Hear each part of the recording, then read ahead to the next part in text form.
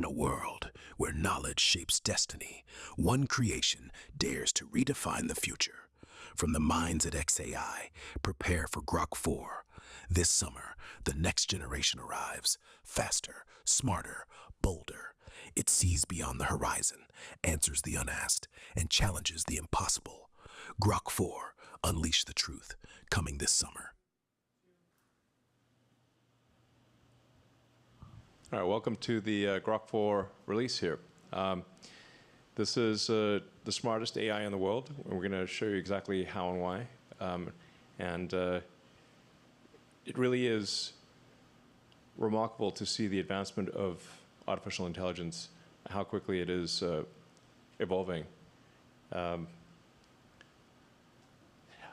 sometimes compare it to the growth of a human and how fast a human learns and gains conscious awareness and understanding. And AI is advancing just vastly faster than any human. I mean, we're going to take you through a bunch of benchmarks that that Grok-4 is able to achieve incredible numbers on. But it's actually worth noting that Grok-4, if given like the SAT, would get perfect SATs every time, even if it's never seen the questions before.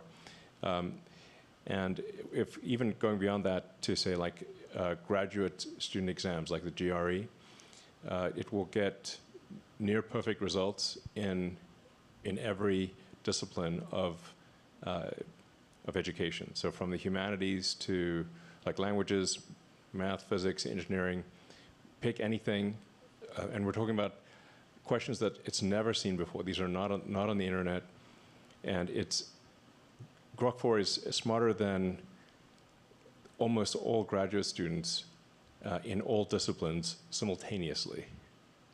Like, it's actually just important to appreciate that's really something. The reasoning capabilities of Grok are incredible. So there's some people out there who think AI can't reason, and look, it can reason at superhuman levels. So yeah, and frankly, it only gets better from here.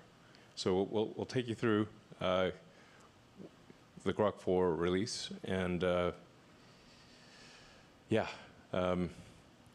show you like the pace of progress here. I guess the first part is like, in terms of the training, we're going from Grok-2 to Grok-3 to Grok-4. We've essentially increased the training by an order of magnitude in each case. So it's 100 times more training than Grok-2, and that's only going to increase. So it's frankly, I mean, I don't know. In some ways, a little terrifying, but the growth of intelligence here is remarkable. Yes. It's important to realize there are two types of training compute. One is the pre-training compute. That's from Grok-2 to Grok-3. But from Grok-3 to Grok-4, we're actually putting a lot of compute in reasoning in RL.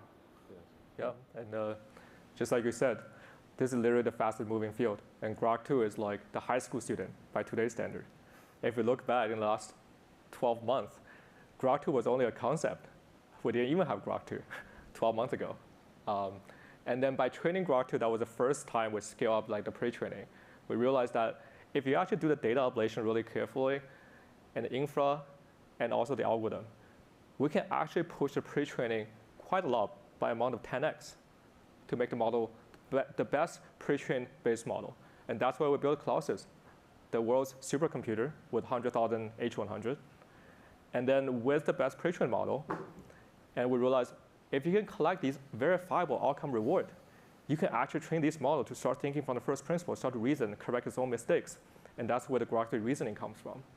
And today we ask the question, what happens if you take the expansion of the Colossus with all 200,000 GPUs, put all these into RL, 10x more compute than any of the models out there on reinforcement learning, unprecedented scale, what's going to happen?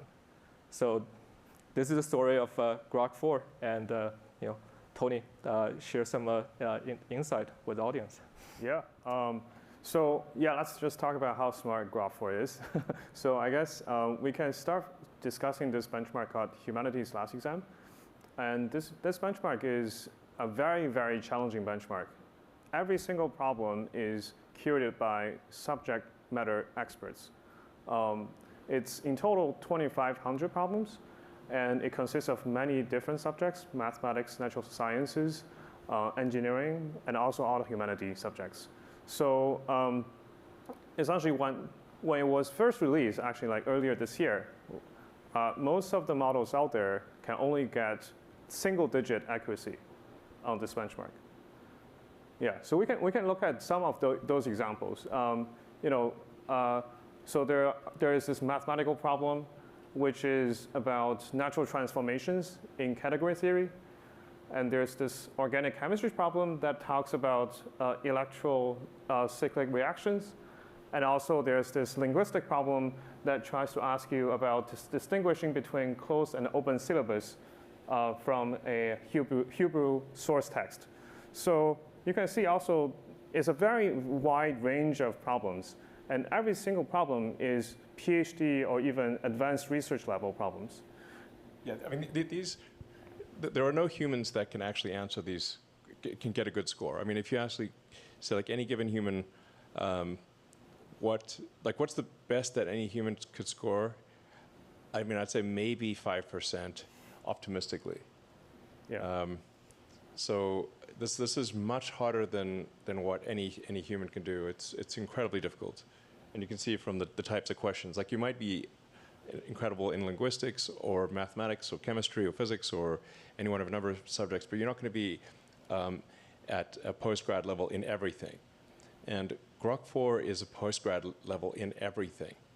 Like it's just, some of these things are just worth repeating. Like Grok-4 is postgraduate, like PhD level in everything. Better than PhD, but like most PhDs would fail. So it's better that said, I mean, at least with respect to academic questions, I want to just emphasize this point. With respect to academic questions, Grok-4 is better than PhD level in every subject, no exceptions. Now, this doesn't mean that times it may lack common sense, and it has not yet invented new technologies or discovered new physics, but that is just a matter of time. Mm-hmm. I think it may discover new technologies as soon as later this year, and I would be shocked if it has not done so next year. So I would expect Grok to, literally discover new technologies that are actually useful no later than next year and maybe end of this year. And it might discover new physics next year. And within 2 years, I'd say almost certainly. So just let that sink in. Yeah. So okay, so I guess we can talk about what's behind the scene of Grok-4. As Jimmy mentioned, we actually throwing a lot of compute into this training. When it started, it's only also a single digit. Sorry, the previous slide. Sorry. Yeah, it's only a single digit number. But as you start putting in more and more training compute, it started to gradually become smarter and smarter, and eventually solved a quarter of the HLE problems. And this is without any tools. The next thing we did was to adding tools capabilities to the model. And unlike Grok-3, I think Grok-3 actually is able to use CRU as well, but here we actually make it more native in the sense that we put the tools into training. Grok-3 was only relying on generalization. Here, we actually put the tools into training. And it turns out this significantly improves the model's capability of using those tools. Yeah, I remember we had like deep search back in the days. Yeah. So how is this different? Yeah, exactly. So deep search was exactly the Grok-3 reasoning model, but without any specific training, but we only asked it to use those tools. So compared to this, it was much weaker in terms of its tool capabilities. And unreliable. and unreliable. Yes, yes. And to be clear, like these are still, I'd say, this is still fairly primitive tool use. If you compare it to, say, the tools that are used at Tesla or SpaceX, where you're using, finite element analysis and computational fluid dynamics, and you're able to run, or say like Tesla does, like crash simulations, where the simulations are so close to reality that if the test doesn't match the simulation, you assume that the test article is wrong. That's how good the simulations are. So Grok is not currently using any of the tools, the really powerful tools that a company would use, but that is something that we will provide it with later this year. So we'll have the tools that a company has, and have very accurate physics simulator. Ultimately, the thing that'll make the biggest difference is being able to interact with the real world via humanoid robots. So you combine sort of Grok with Optimus, and it can actually interact with the real world and figure out if it can formulate an hypothesis and then confirm if that hypothesis is true or not. So we're really, think about like where we are today. We're at the beginning of an immense intelligence explosion. We're in the intelligence Big Bang right now. And we're at the most interesting time to be alive of any time in history. Yeah. Now, that said, we need to make sure that the AI is a good AI, good Grok. And the thing that I think is most important for AI safety, at least my biological neural net tells me, the most important thing for AI is to be maximally truth-seeking. So this is a very fundamental. Like you can think of AI as this super genius child that ultimately will outsmart you, but you can still instill the right values, and encourage it to be sort of, truthful, honorable, good things like. The values you want to instill in a child that would ultimately grow up to be incredibly powerful. Yeah. So yeah. So this is really, I'd say, we say tools. These are still primitive tools, not the kind of tools that serious commercial companies use. But we will provide it with those tools, and I think it will be able to solve, with those tools, real-world technology problems. In fact, I'm certain of it. It's just a question of how long it takes. Yes. Yes, exactly. So is it just compute all you need, Tony? Sorry? Is it just compute all you need at this point? Well, you need compute plus the right tools, and then ultimately to be able to interact with the physical world. Yes. And then, we'll effectively have an economy that is, well, ultimately an economy that is thousands of times bigger than our current economy, or maybe millions of times. I mean, if you think of civilization as percentage completion of the Kardashev scale, where Kardashev 1 is using all the energy output of a planet, and Kardashev 2 is using all the energy output of a sun, and 3 is all the energy output of a galaxy. We're only, in my opinion, probably like closer to 1% of Kardashev 1 than we are to 10%. So like maybe a point or 1 or 2% of Kardashev 1. So we will get to most of the way, like 80-90% Kardashev 1, and then hopefully, if civilization doesn't self-annihilate, and then Kardashev 2, like it's the actual notion of a human economy, assuming civilization continues to progress, will seem very quaint in retrospect. It will seem like sort of cavemen throwing sticks into a fire level of economy. Compared to what the future will hold. I mean, it's very exciting. I mean, I've been at times kind of worried about like, well, this seems like it's somewhat unnerving to have intelligence created that is far greater than our own. And will this be bad or good for humanity? It's like I think it'll be good. Most likely it'll be good. Yeah. Yeah. But I somewhat reconciled myself to the fact that even if it wasn't going to be good, I'd at least like to be alive to see it happen. So, yeah. So actually one yeah, I think one technical problem that we still need to solve besides just compute is how do we unblock the data bottleneck? Because when we try to scale up the RL in this case, we did invent a lot of new techniques, innovations, to allow us to figure out how to find a lot of challenging RL problems to work on. It's not just the problem itself needs to be challenging, but also it needs to be, you also need to have like a reliable signal to tell the model, you did it wrong, you did it right. This is the sort of the principle of reinforcement learning. And as the model gets smarter and smarter, the number of cool problems or challenging problems will be less and less. Yeah. So it's going to be a new type of challenge that we need to surpass besides just compute. Yeah.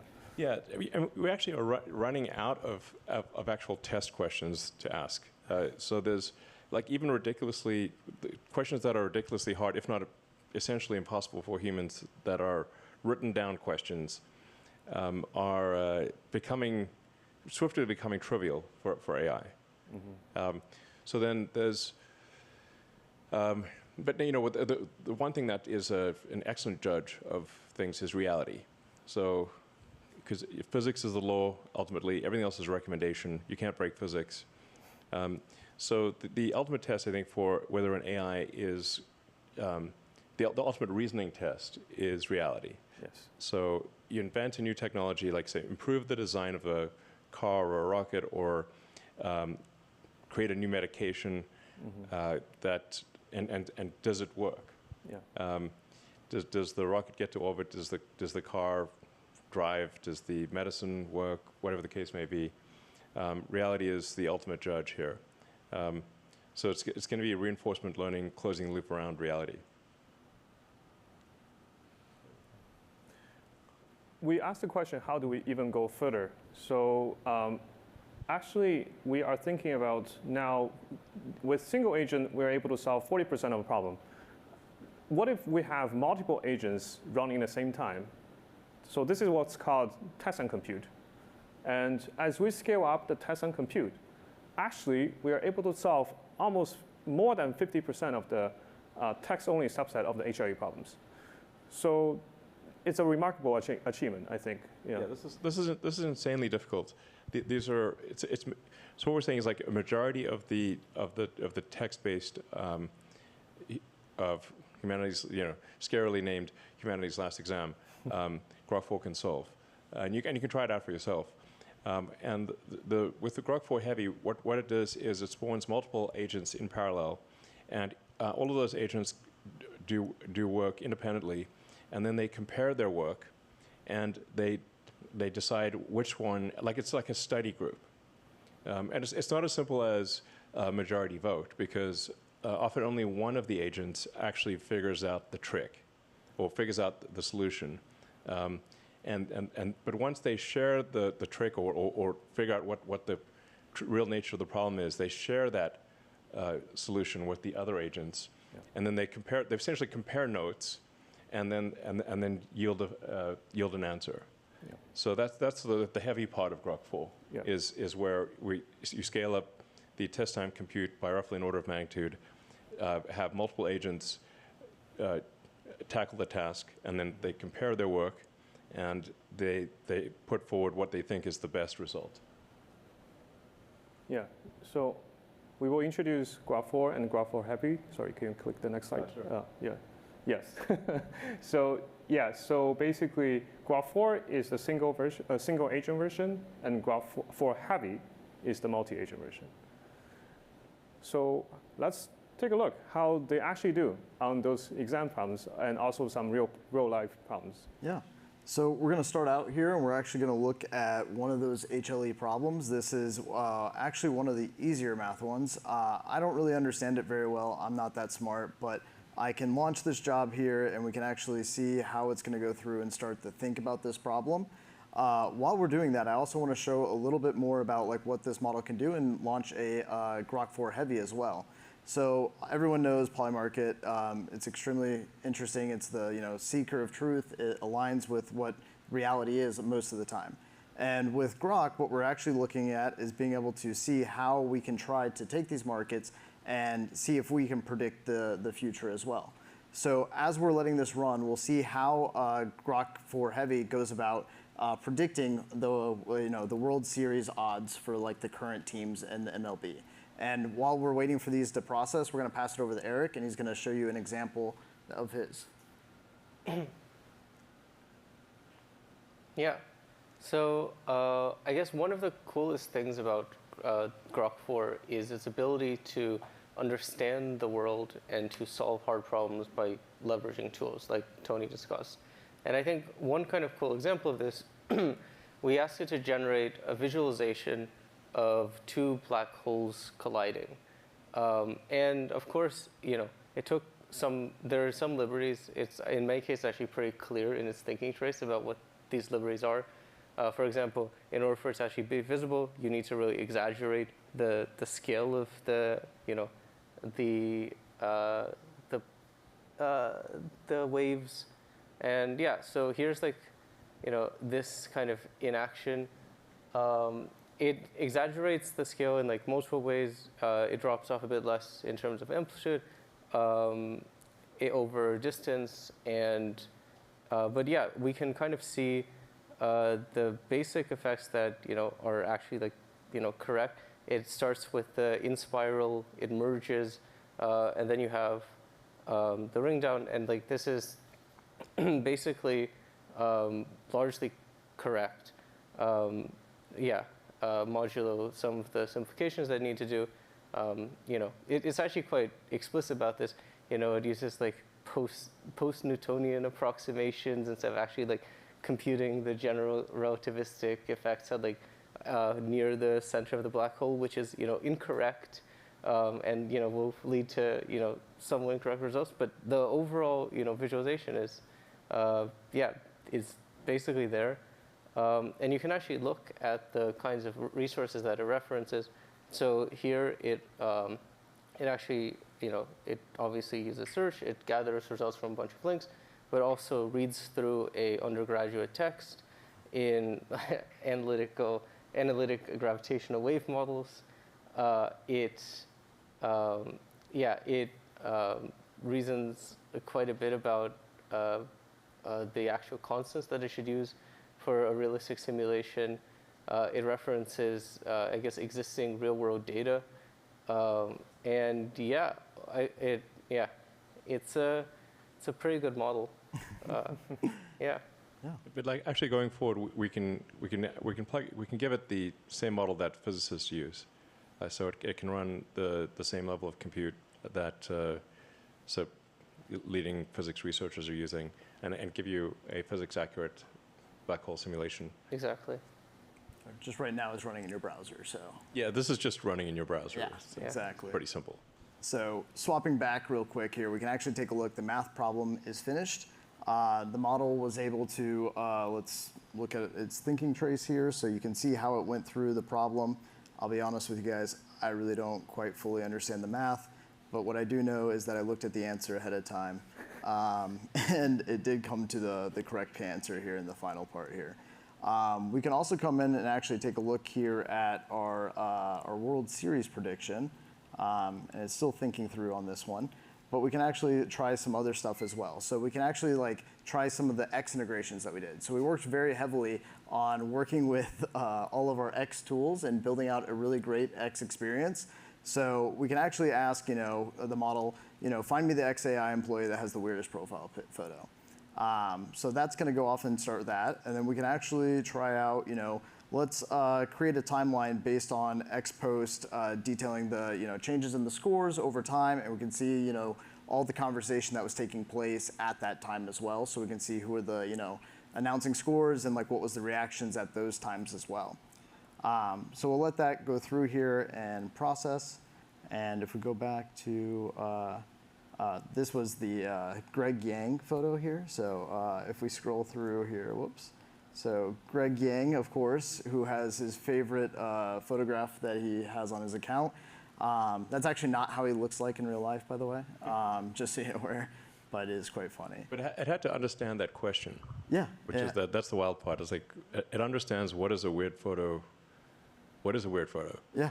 What is a less or more weird photo?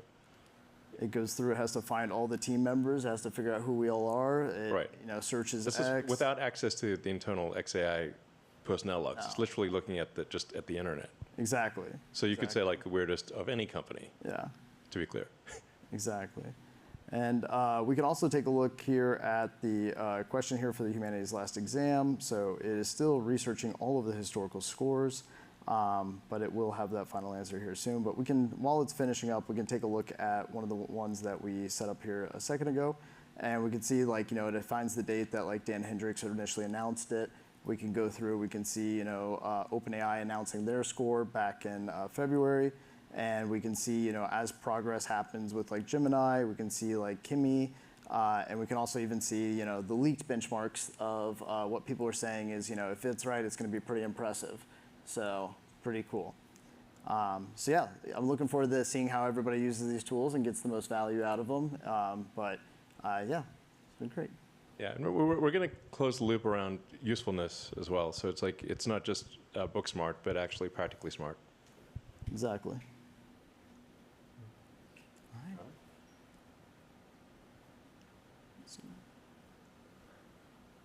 And we can go back to the slides here, yeah. So. Cool. So we actually evaluate also on the multimodal subset. So on the full set, this is the number on the HLE exam.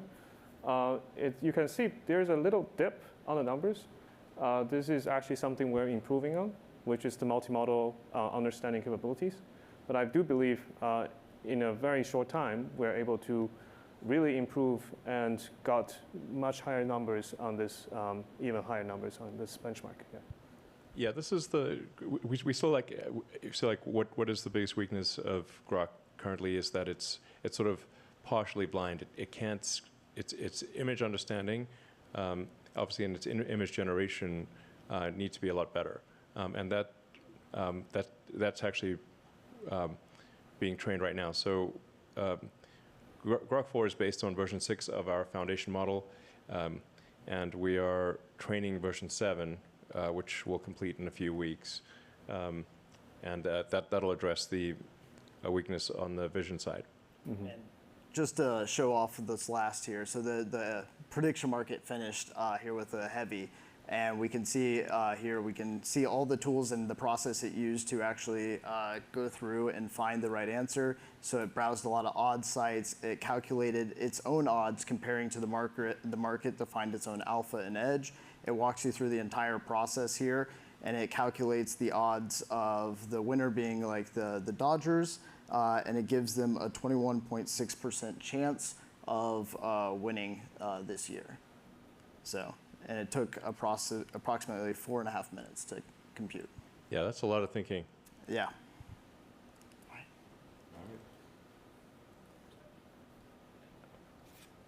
We can also look at all the other benchmarks besides HLE. As it turned out, Grok-4 excelled on all the reasoning benchmarks that people usually test on, including GBQA, which is a PhD level problem sets. That's easier compared to HLE. On AMI 25, American Invitation Mathematics exam, with Grok-4 Heavy, we actually got a perfect score. Also on some of the coding benchmark called Live Coding Bench, and also on HMMT, Harvard Math, MIT exam, and also USAMO. You can see actually on all of those benchmarks, we often have a very large leap against the second best model out there. Yeah, I mean, really, we're going to get to the point where it's going to get every answer right in every exam. And where it doesn't get an answer right, it's going to tell you what's wrong with the question. Or if the question is ambiguous, disambiguate the question into answers A, B, and C and tell you what answers A, B, and C would be with a disambiguated question. So the only real test then will be reality. Can it make useful technologies, discover new science? That'll actually be the only thing left, because human tests will simply not be meaningful. Yeah, we need to make an update to HLE very soon, given the current rate of progress. So yeah, it's super cool to see like multiple agents that collaborate with each other, solving really challenging problems. So where can we try this model? So it turned out it's available right now.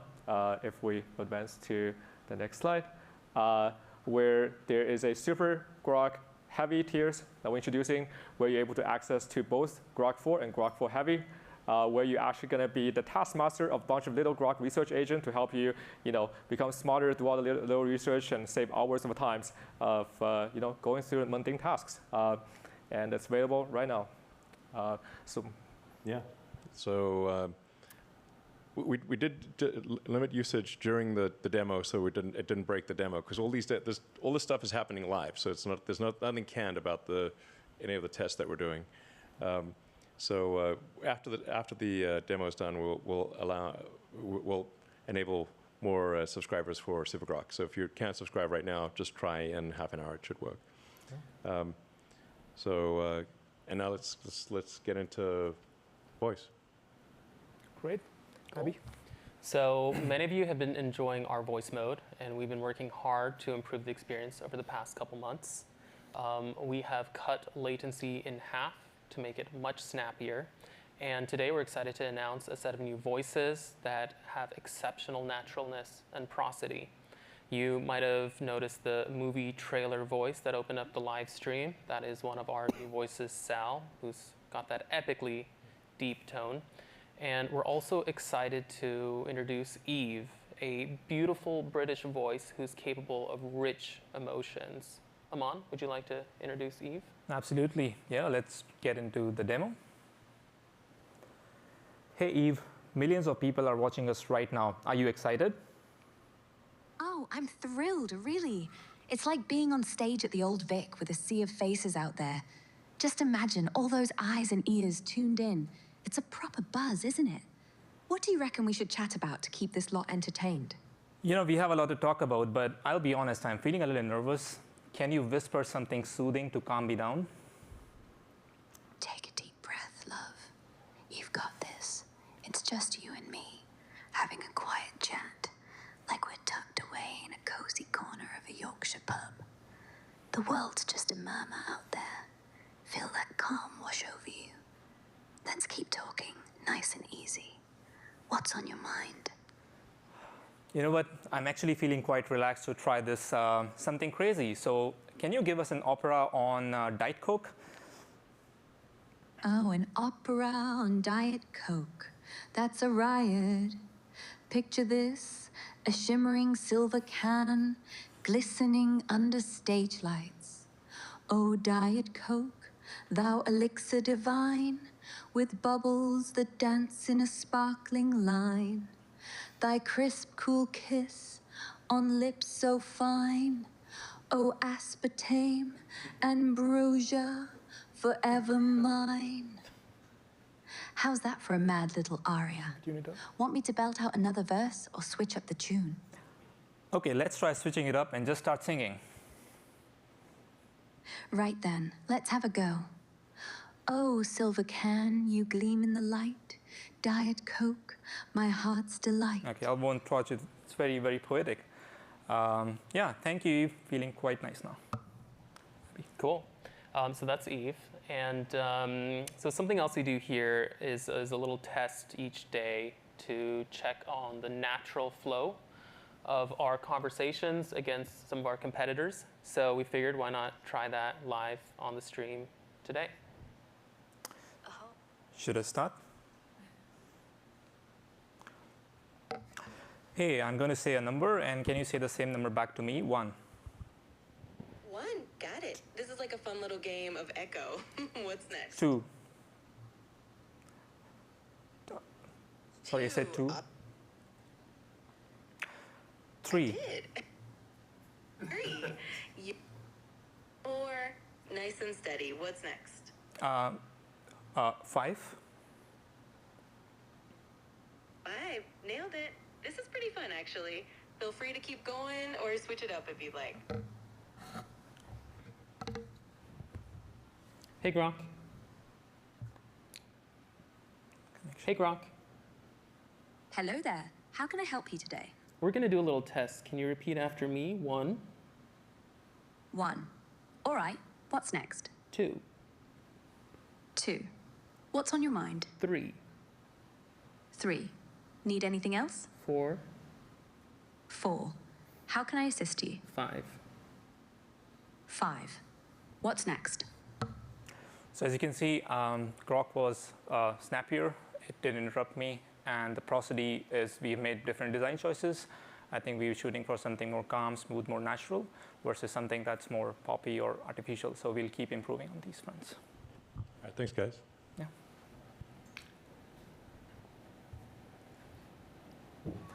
Yep. So since the launch of the voice model, we actually see the 2x faster end-to-end latency in the last 8 weeks, 5 different voices, and also 10x the active user. So Grok Voice is taking off. Now, if you think about releasing the models, this time we're also releasing Grok-4 through the API at the same time. So if we go to the next 2 slides, so we're very excited about what all developers out there is going to build. So if I think about myself as a developer, what the first thing I'm going to do when I actually have access to the Grok-4 API? Benchmarks. So we actually ask around on the X platform, what is the most challenging benchmarks out there that is considered the holy grail for all the AGI models? So turn out AGI is in the name, ArcAGI. So the last 12 hours, kudos to Greg over here in the audience. So who answered our call, take a preview of the Grok-4 API, and independently verified the Grok-4's performance. So initially we thought, hey, Grok-4 is just, we think it's pretty good, it's pretty smart. It's our next-gen reasoning model, spend 10x more compute, can use all the tools, right? But turned out, when we actually verify on the private subset of the ArcAGI v2, it was like the only model in the last 3 months that breaks the 10% barrier. And in fact, it was so good that actually gets to 16%, well, 15.8% accuracy, 2x of the second place, that is the Cloud4 Opus model. And it's not just about performance, right? When you think about intelligence, having an API model drives your automation. It's also the intelligence per dollar, right? If you look at the plots over here, the Grok is just 4 is just in the league of its own. All right, so enough of benchmarks over here, right? So what can Grok do actually in the real world? So we actually contacted the folks from Endon Labs who gracious enough to try the Grok in the real world to run a business. Yeah, thanks for having us. So I'm Axel from Endon Labs. And I'm Lucas, and we tested Grok-4 on Vending Bench. Vending Bench is an AI simulation of a business scenario where we thought, what is the most simple business an AI could possibly run? And we thought vending machines. So in this scenario, the Grok and other models need to do stuff like manage inventory, contact suppliers, set prices. All of these things are super easy, and all the models can do them one by one. But when you do them over very long horizons, most models struggle. But we have a leaderboard, and there's a new number 1. Yeah, so we got early access to the Grok-4 API. We ran it on the Vending Bench, and we saw some really impressive results.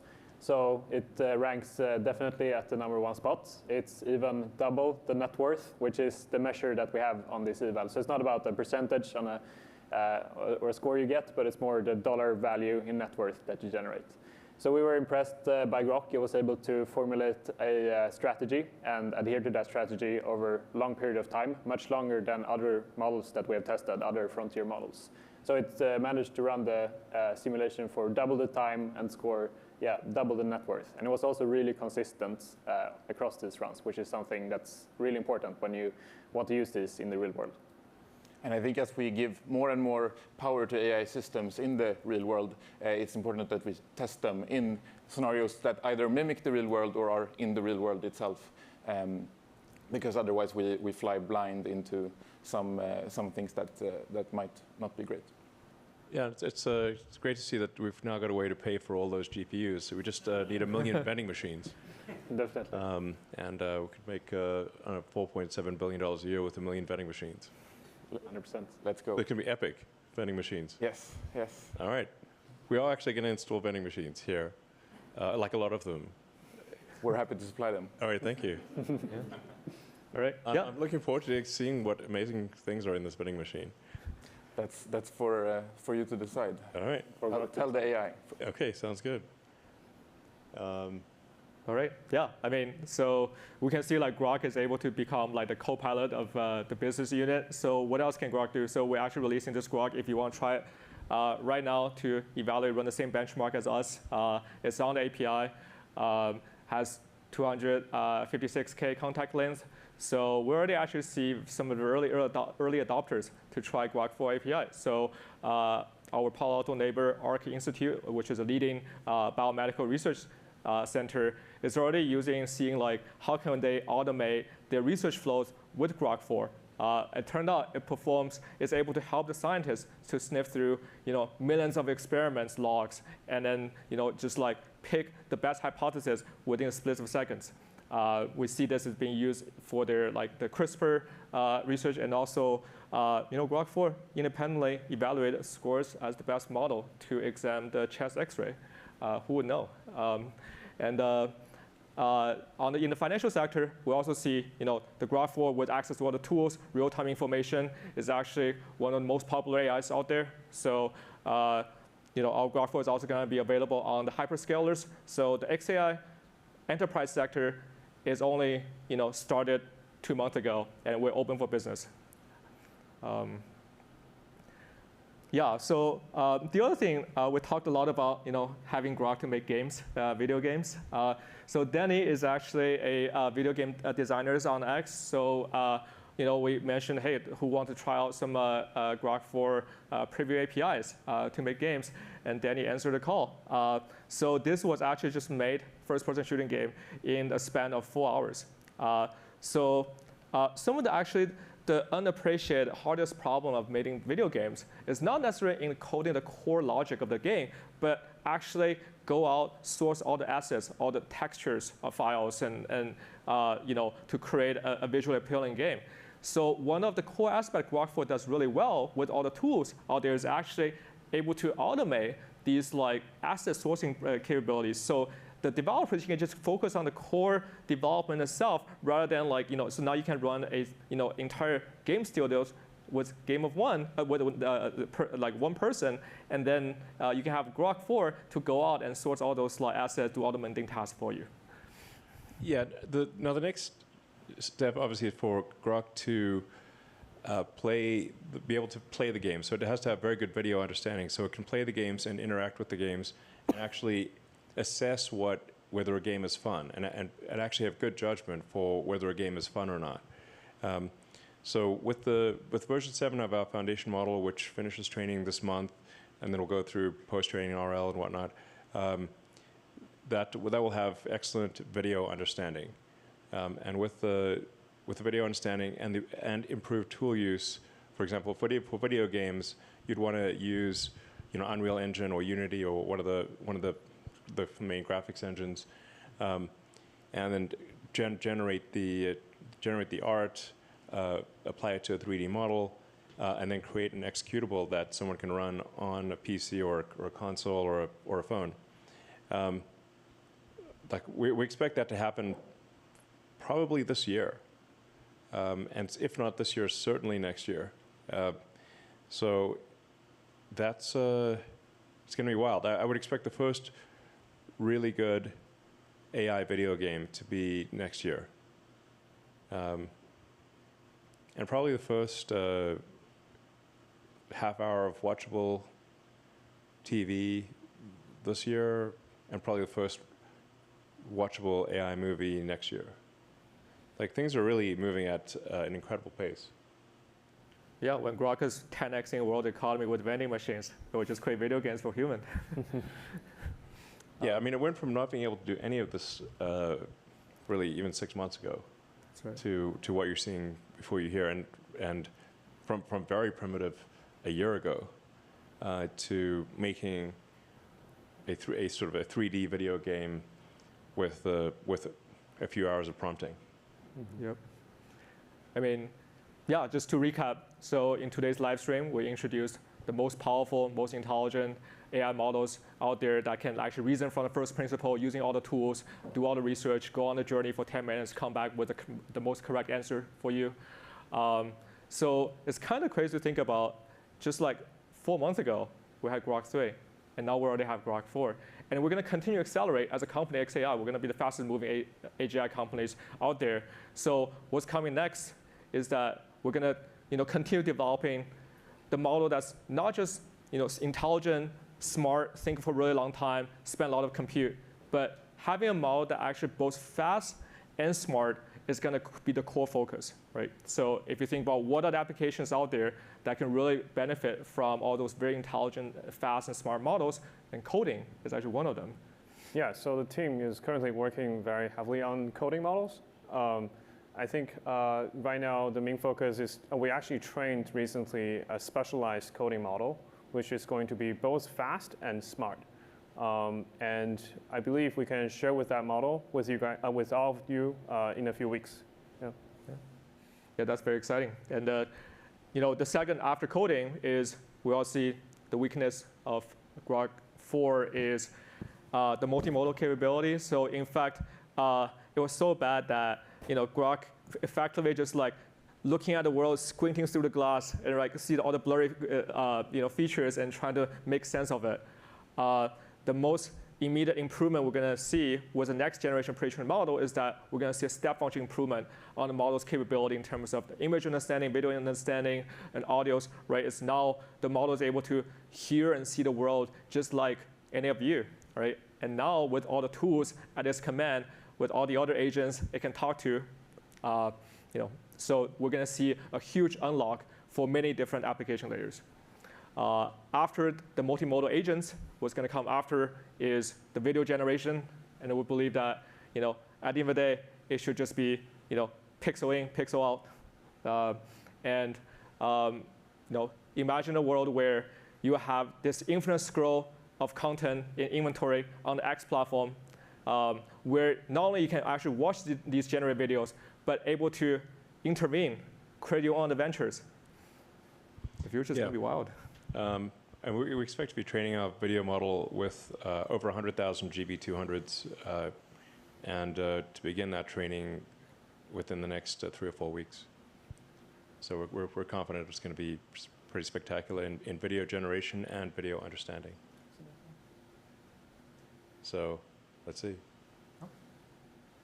So that's anything you guys want to say? Other than that, I guess that's it. Yeah. It's a good model, sir. Good model. It's a good, yeah. Well, we're very excited for you guys to try Grok-4. Yeah, thank you. All right, thanks everyone. Thank you. Good night.